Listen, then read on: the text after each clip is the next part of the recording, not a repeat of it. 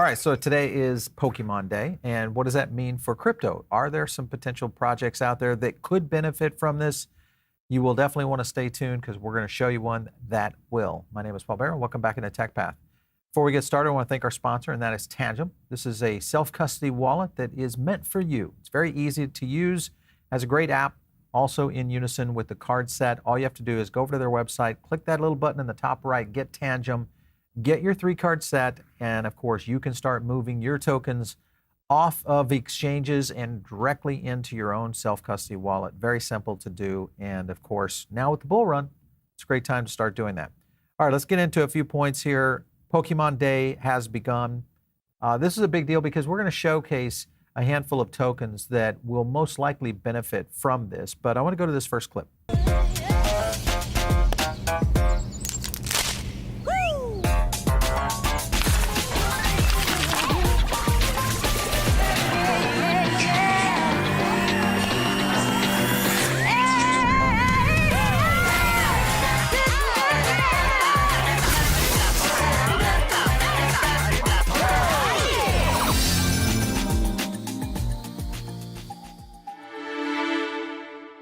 The Pokemon Company is developing this game as a 3-party collaboration with Creatures Inc., the creators of the Pokemon trading card game, and DNA, our partners in the development of Pokemon Masters EX.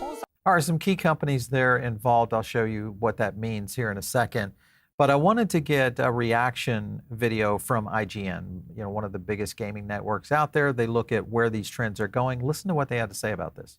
The Pokemon trading card game community has been pretty unpleased with the current client that we use to play the card game online. They've finally, they sunset Pokemon trading card game online and replaced it with Pokemon Live. It's just not the same. It feels like actually several steps backwards and is missing tons of features that the old one that was like 20 years old had. We're in turmoil right now, okay? And so the fact that they're making another game, most people who buy Pokemon cards actually are not playing the game, they're collecting. My hope is that because I remember years ago when I could buy a pack like in real life, and then it would always have the code in it, and I would put that into the online thing, and I would be able to open a pack online as well. And so I would hope for that kind of tie-in in this, so that people who are actively already engaged in the TCG are getting something for it, as opposed to just sort of restarting their collections.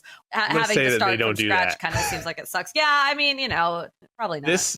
So not happy is really what it boils down to. What does this mean for, some of the projects that are out there that maybe are working on similar game structure that fall into the Web3 gaming space? We've got a couple of projects that we've talked about a little bit you want to keep an eye on, but the company they're referencing was this company right here, DNA. As you'll notice here, Playback, NFT service, Pick5, NFT card game.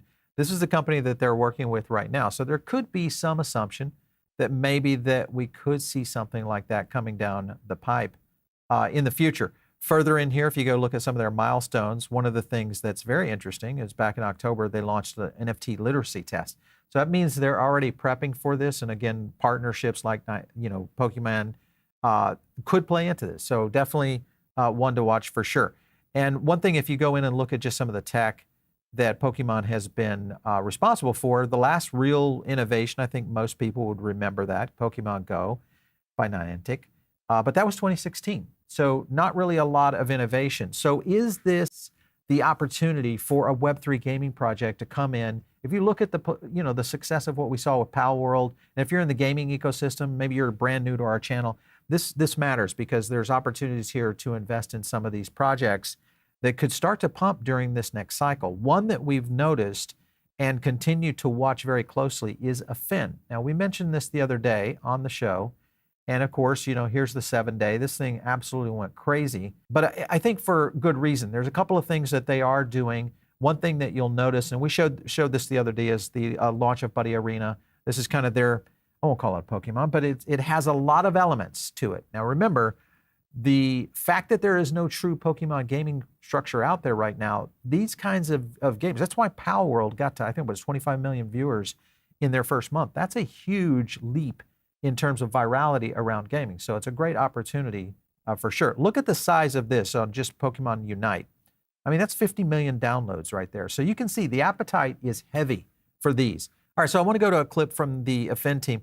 This is a very innovative approach that nothing else has really been doing this before. Listen in. So we've mapped our virtual world to the real world using this tile system. Out of these 9 billion pieces of land, we have 100,000 that are mintable as NFTs. So they're collectibles and they also have utility inside the games. So the challenge was 9 billion lands. Each one of them needs to be unique.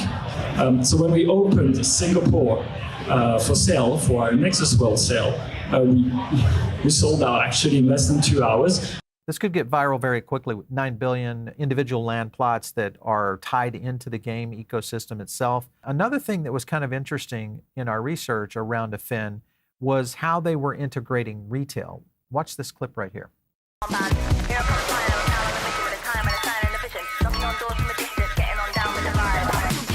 You've got land.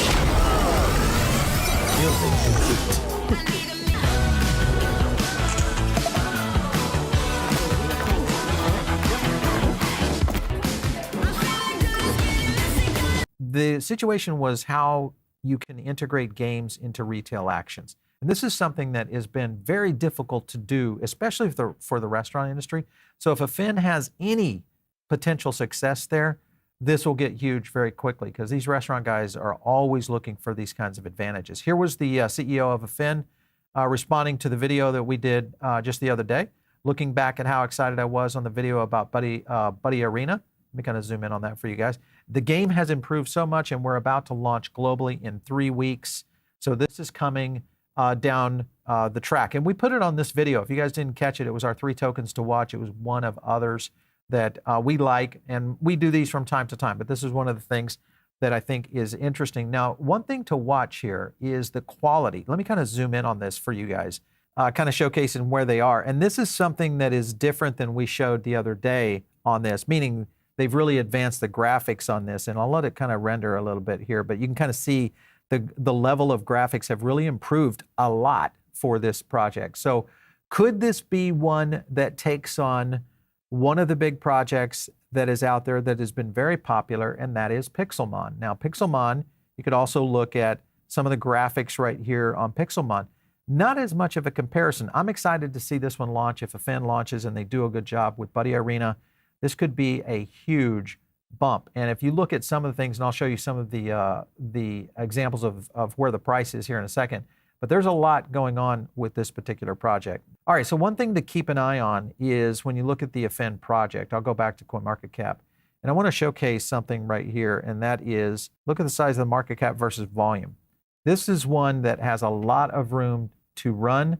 And if they launch successfully, if this one gets off the ground and really does take off, when you see the demand, you look at the fact that we have not seen a lot of Pokemon innovation, could one of these be a big winner? And that's one to watch. Now, here's the Solana version of their Pokemon. This is Seekers of Dokkan. This is on Aurora. This is another project out there. This is on the Epic Game Store. And interesting that they put here mature cash prizes, meaning there's some activity going into blockchain opportunities there.